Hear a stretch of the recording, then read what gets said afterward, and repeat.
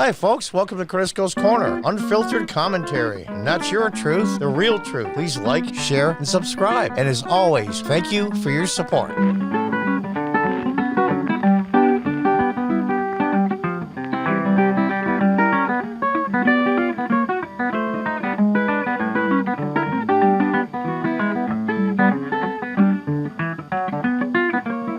Welcome back from Timcast.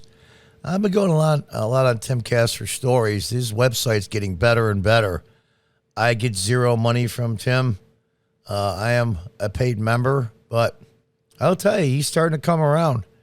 And his stories are starting to compete with a lot of the main websites, and good for him. Let's read on. Footage shows migrants walk through security gate into waiting Border Patrol van. And you see the picture there. That's insane. Look, I'm not putting people down. I know people have difficult lives, and they traverse sometimes hundreds, if not thousands of miles to get to the U.S. But here's the deal. Why are illegals coming from Mexico, Central America, all treated like royalty for Pete's sake, considering they're breaking U.S. laws? But we have the head of Homeland Security, the Biden Homeland Security, that says to Cubans, do not come here. It's not worth it. We, on the other hand, treat these people, compared to the Cubans, like royalty. Is it because Cubans know what authoritarian government is and they're fleeing it? Whereas these people here are probably fleeing from economic hardship? Yeah, maybe they're fleeing from the cartels. Okay. But not like the Cubans are. So here's the way it works. We'll take in people unlawfully and give them all the clothes and food and set them up the place to live, find foster homes and, send them to public schools and all that great stuff. And they're going to vote Democrat. But if you vote conservative or Republican, don't come here. That's exactly what this has come down to. A video went viral on social media on Thursday showing a group of migrants being escorted through a security gate and onto waiting vans operated by the Border Patrol Agency. Now, I'm going to show this video here. I'll turn it down a little because there's a lot of wind blowing. I mean, look at this. Got pretty nice clothes on. I'm not trying to be a jerk. I'm not. And these guys are just following orders. I get it. And right through the gate. Just like it was nothing. What about these poor Cubans? They get nothing. Earlier this month, Customs and Border Protection reported that federal officers have logged more than 1.1 million apprehensions at the U.S. border this fiscal year.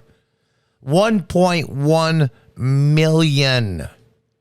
Apprehensions last reached the 1 million milestone in 2006. But far fewer attempted to cross that year during the searing hot summer months when the journey across the Rio Grande or vast ranches is especially dangerous. Approximately 68,000 migrants are taken into custody in June 2006 to compare to 188,000 plus this month, which is a 5% increase over May, which was huge. Troy Miller, acting commissioner of the U.S. Customs and Border Protection, said that due to the heat and intensity of the terrain at the border, they're receiving a high number of distress calls from abandoned migrants. How the hell do you do a distress call?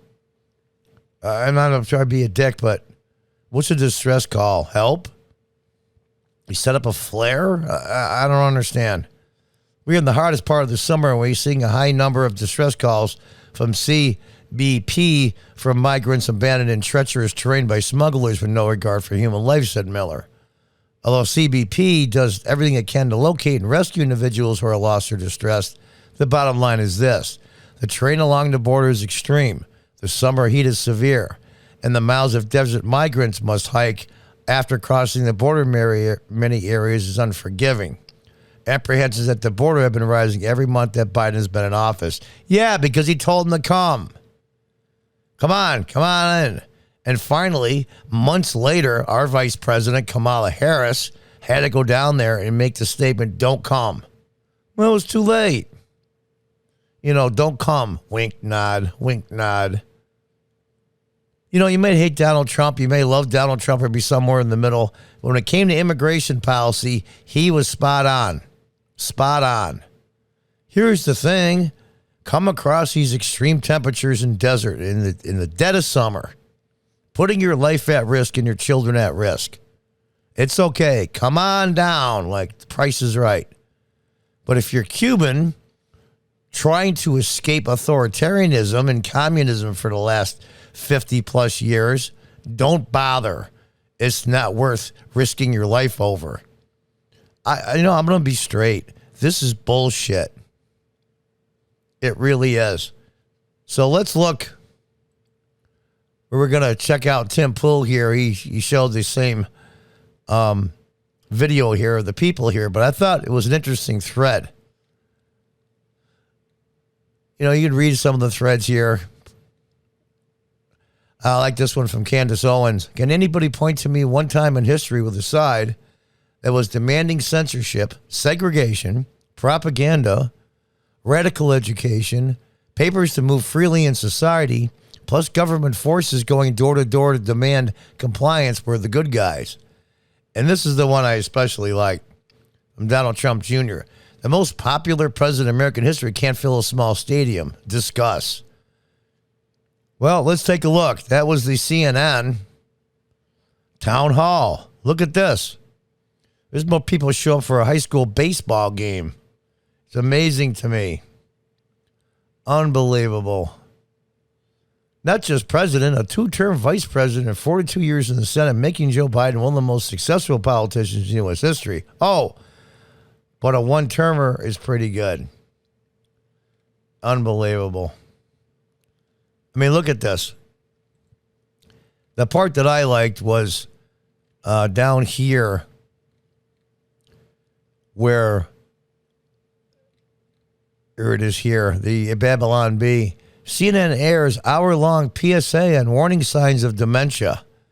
That's just right up the Babylon Bee's alley. Right up their alley. It's just amazing to me. As part of a campaign to raise awareness and improve public knowledge on treatment options, CNN aired an hour-long public service announcement on the warning signs of dementia Wednesday night. Oh, God. That is freaking comical.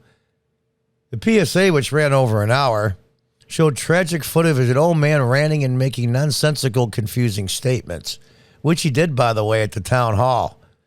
It was embarrassing. Absolutely embarrassing. And I love this one from Emily Jewell. It's not Hiroshima after the atomic bomb. It's Cuba after 60 years of socialism. Look at this. This is your result. This is your result. Unbelievable. I like this genius on the right here. If you look, Australia and a lot of European are socialist countries and not even close to this. This is the result of corrupt communism. Hey, genius. Australia and all the European countries are not socialist countries. In fact, I think it was last year the Prime Minister of Denmark sent a letter to Bernie Sanders saying, would you please stop saying the Scandinavian countries are socialist countries? They are not. They are capitalist free enterprise countries. They have very heavy taxes and a smorgasbord of social programs, but they are not socialist countries. That's what these idiots don't get. Because you had a lot of social programs does not mean you are a socialist program. Here we go. Cuba being denied importing, exporting rights with the richest country on earth. If we open up the border, allow them to sell cigars, have tourists, and sell us cheap daiquiris, I think they could afford some paint. You idiot. President Obama opened up all the companies in the U.S., tourism, hotels, hospitality, you name it, other companies from around the world. The Cubans said no thanks.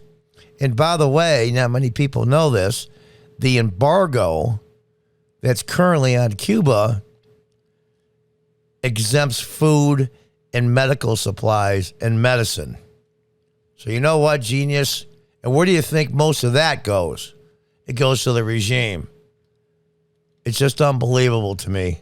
So let's go back to the original story here. We have Cubans that have been fighting for decades against an authoritarian communist government. And here we are taking in 1.1 million apprehensions. That's insane. That's insane. That's diluting the country. And they'll say, well, John, that's a racist remark. No, you cannot have economic crisis. You can't expect wages to go up for the average American, and that the Hispanics that are already here, the ones that are legal Hispanic immigrants, first, second generation, they hate this stuff. One, because they crowd the line and do things unlawfully. And two is they delete the workforce, forcing wages to stay down. And that's what the Progressive Democrat Party is now. They're not the party of unions anymore. They're not the blue-collar party. The Republicans are. The Progressive Democrats are now the party of big corporations and billionaires. Keeping wages down is exactly what the big corporations want. So these morons are pushing for a $15 minimum wage while letting hundreds of thousands and millions of people in with low or no skills. People, wake up. Democrats, wake the F up. There's one way to stop this. Vote the Democrats out. And by the way, not just to be an instigator and rub your nose in it, Biden voters, this is what you voted for. Well, no, this is what you voted for. Trump, he tweets too much. He's a jerk. He's an ass. He says incredibly ridiculous things. He's a braggart. He's a liar. Okay. I just couldn't vote for. Okay, I get it. But this is what you voted for. How's it taste? Until the next time, goodbye and good luck.